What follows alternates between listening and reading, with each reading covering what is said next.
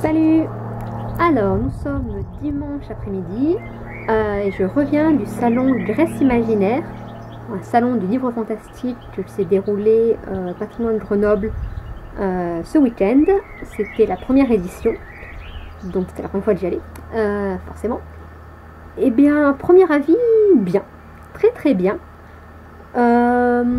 Quand je suis donc arrivée à 10h30 ce matin, il y avait donc une conférence sur le thème du vampire.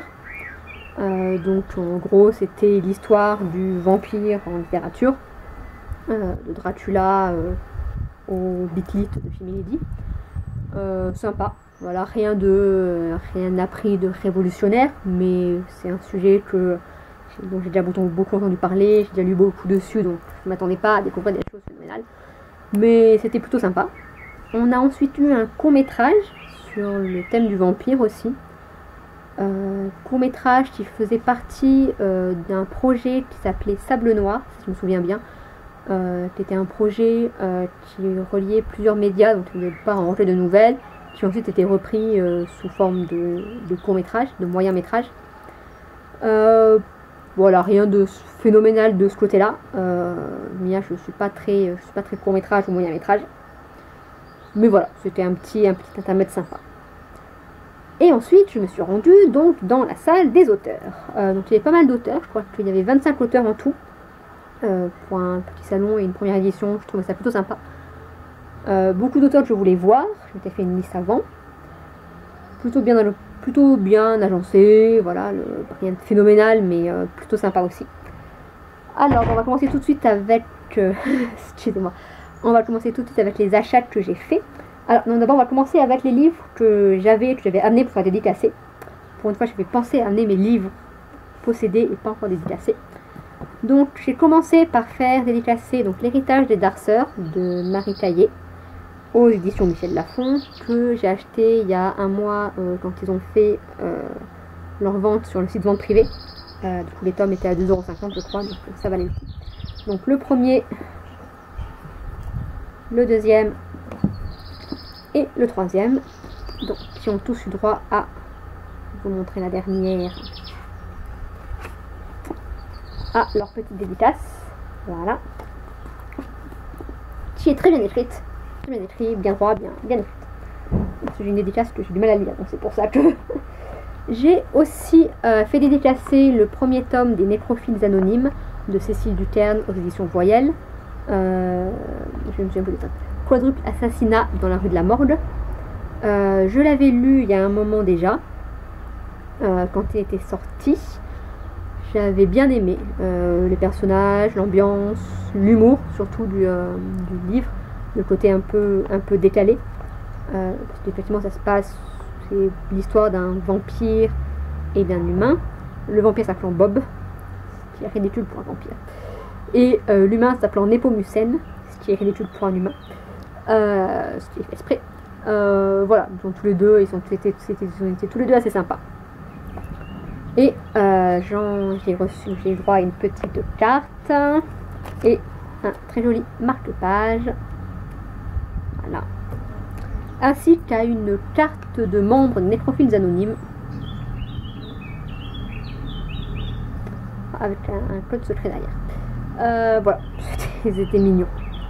Inscrire votre groupe sanguin, êtes-vous donneur, acceptez-vous la morsure, le don de sang est important, pensez-y, voilà. Je trouve ça mignon.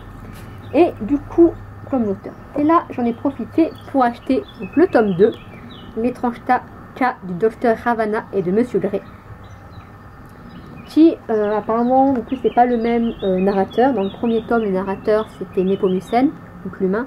Là dans ce tome là c'est Bob, le narrateur. Et comme le tome 3 était en avant-première au salon, bien sûr j'ai pas résisté, j'ai acheté le tome 3. Alors je cache en fait parce que je cache le résumé derrière, parce que apparemment le narrateur de ce tome 6 c'est la fille qui est là, qu'on ne connaît pas encore, et donc il ne faut pas lire le nom avant d'avoir lu au moins le tome 2. Donc je cache le résumé pour pas lire le nom de la fille, parce que j'ai envie de le lire, mais qu'il faut pas, l'auteur m'a dit qu'il fallait pas, je fais pas. Et pareil, elle m'a fait une dédicace dans ce tome 6 qu'il ne faut pas que je lise avant d'avoir fini le tome 2. donc je me concentre fort et je ne lis pas, je vais poser des livres. Et je lis pas ni le résumé ni la dédicace. Voilà. Bien sûr, ma petite dédicace, hop là, voilà, dans les autres tomes. Ensuite, j'ai acheté un des livres que j'avais promis, je n'achèterai pas ce salon-là. J'avais promis. Qui est donc l'anthologie Black Rainbow aux éditions du Chat Noir. Donc un recueil de 3 nouvelles sur le thème du vaudou.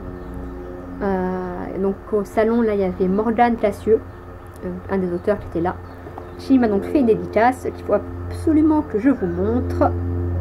Dédicace super, je vais la retrouver, hop là, voilà. Donc ici, avec donc une petite poupée et surtout le VV du Baron Samedi, qu'elle dessine de mémoire, que j'ai essayé d'apprendre à dessiner de mémoire pendant très longtemps, mais j'ai jamais réussi à faire tous les petits traits, à tous les petits trucs partout.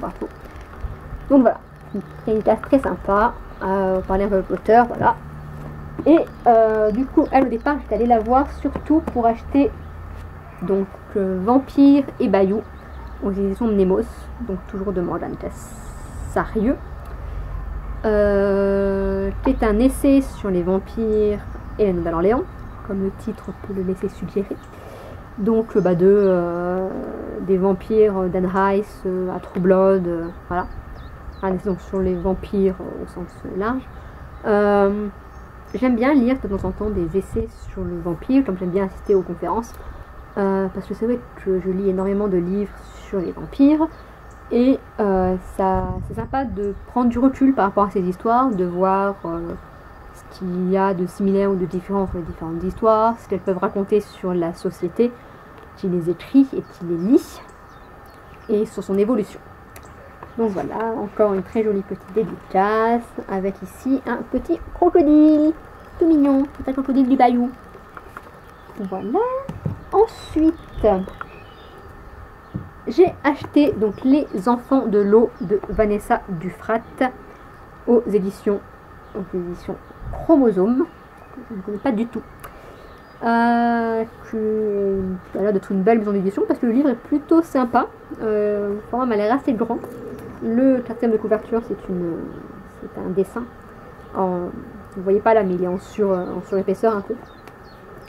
Voilà, donc Les Enfants de l'eau, j'avais entendu beaucoup de bien sur le livre Addict, beaucoup d'avis très très positifs. Voilà. Donc voilà, donc il fallait que je le lise, donc je l'ai acheté. Avec une dédicace aussi, et c'est celle-là que j'ai un peu plus de mal. Voilà, je sais pas si vous voyez bien, mais voilà, celle-là j'ai un peu plus de mal à déchiffrer. Mais voilà, écoutez, en soi, pas bien grave. Avec une petite carte aussi. Et, je ne vais pas montrer, un très joli marque-page. Les Enfants de l'eau. Donc je suppose que la fille est un des personnages principaux du livre, puisque sur le deuxième tome que j'ai vu, il y avait une image de garçon. Donc je suppose que ça doit être des personnages importants. Ensuite, retour aux éditions du Chat Noir pour le deuxième tome de Néa Chronicle Post-Mortem de Jean Vigne. J'ai lu le premier tome que j'avais acheté aux Imaginales, peut-être pas l'année dernière, peut-être l'année d'avant, que j'avais bien aimé. Je vous en reparlerai, mais voilà, premier tome un peu très décalé entre le glauque des marécages, des cadavres qu'on jette dans les marécages, et la vie de lycéenne de l'héroïne, qui est une lycéenne complètement lycéenne, mais vraiment très très ado et très pénible et très pénible.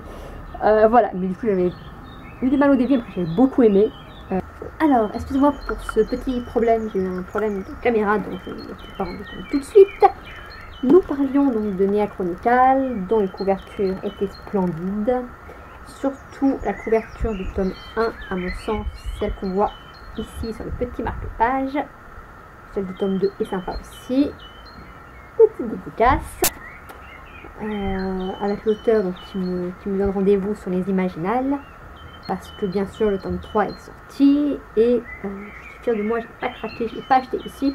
Mais j'achèterai forcément aux Imaginales. Et enfin, donc dernier achat, pas prévu du tout, mais je me suis arrêtée devant leur stand et ils m'ont tellement bien vendu leur anthologie. Enfin, on va plutôt dire que je suis tellement accro au bouquin que j'ai de manière pas pu résister dès qu'on me propose un livre que je l'achète.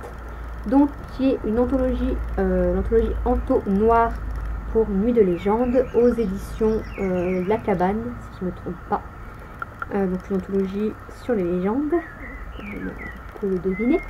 Je l'ai fait signer à 4 auteurs, dont Valérie Simon, qui m'a fait une très jolie dédicace. Valérie Simon, que j'étais aussi allée voir pour vous dire que j'avais fini le premier tome de Yanis, déesse de la mort, que je lis en lecture commune avec Hélène Petit-Elfe et que je viens de finir. J'ai une fois donc aussi à une jolie petite carte. L'anthologie qui écoute unité m'a l'air sympa, donc avec des décos sympas à l'intérieur du livre. La particularité, c'est que apparemment comme consigne, les auteurs avaient de tous utiliser le même mot dans leurs histoires. Et donc si on trouve le mot caché dans chaque histoire, le mot commun à toutes les histoires, on gagne la prochaine anthologie de la maison d'édition. Je trouve ça sympa comme petit jeu, c'était marrant. Donc écoutez, je lirai et je vous dirai si j'ai trouvé le mot secret. Voilà, c'est tout pour mes achats. C'est quand même pas mal. Sinon, pour finir sur le salon, c'était bien. J'y retournerai l'année prochaine. Parce que après avoir discuté notamment avec Jean Vigne, ils ont eu pas mal de gens aujourd'hui hier, donc il y a des chances qu'ils reconduisent le salon l'année prochaine. Donc je vous invite à y venir l'année prochaine si vous êtes dans le coin, parce que c'était vraiment sympa. Moi j'y serai certainement et j'achèterai encore plein de livres. Bye bye.